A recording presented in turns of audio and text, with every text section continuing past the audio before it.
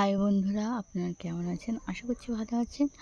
আমিও খুব ভালো আছি। তো আজকের ব্লগটা হচ্ছে একটু লং হবে, কারণ এটা হচ্ছে সরস্বতী পুজোর ব্লগ।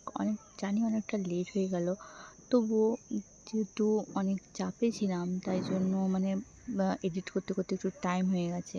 তো এই যে ওই দিনকে আমরা সরস্বতী পুজোর দিন আমরা বাড়িতে ছিলাম না, আমরা গেছিলাম একটা জায়গায় ঘুরতে।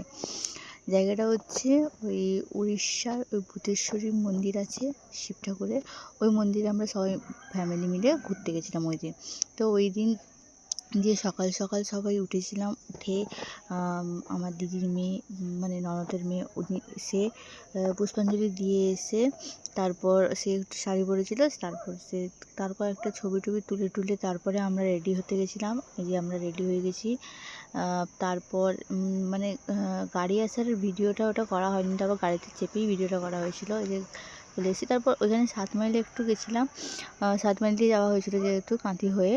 তো তখন ওই 7 মাইলে ওই সরস্বতী ঠাকুরটা ওইখানে দেখলাম, একটা প্যান্ডেলে সরস্বতী ঠাকুর আছে, ওখানে একটু ঠাকুর দেখে তারপর এই যে রাস্তায় তারপর যাচ্ছিলাম এই দীঘা ঢুকলাম। তারপর যে কোন রাস্তা দিয়ে নিয়ে গেছিলো আমি কিছুই জানি না। আর গাড়িতে উঠলে যেহেতু একটু প্রবলেম হয়, তার জন্য তেমন একটা কোনো ভিডিও নেওয়া হয়নি বা রাস্তাঘাটে দেখা হয়নি, তাও যতটা পেরেছি নিয়েছি। এই যে দুপাশে মাঠের মাঝখান দিয়ে যাচ্ছি, শুধু আমাদের গাড়িই ছিল, আর কোনো গাড়ি নেই, কিছু নেই। তারপর এই যে গাড়িতে বসে একটু ঢং দেখাচ্ছিলাম ক্যামেরা নিয়ে, আর চুলের অবস্থা যা হয়েছিল সে বলারই বাইরে। তারপর এই যে শুধু মাঠ।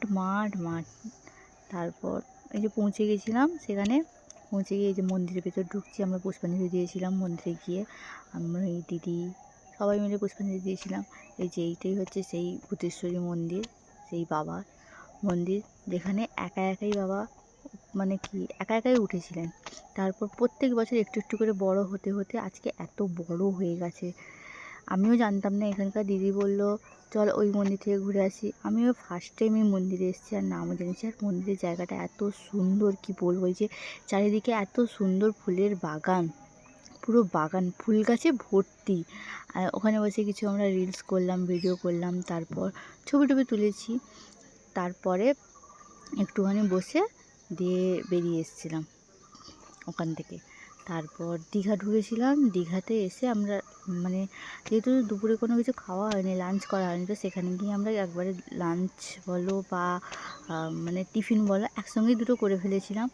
আর সত্যি ওখানকার খাবারটা এত সুন্দর, কি বলবো, জাস্ট ফাটাফাটি। আর আমার মনে হয় খিদে পেয়েছিলো, ওই জন্যই হয়তো এত ভালোই লেগেছিলো। তারপর খাওয়া দাওয়া শেষ করে আমরা ওইখানেই দীঘাতেই একটু ঘোরাঘুরি করছিলাম। এই যে শাঁখা দোকানে এসেছিলাম শাঁখা কিনতে।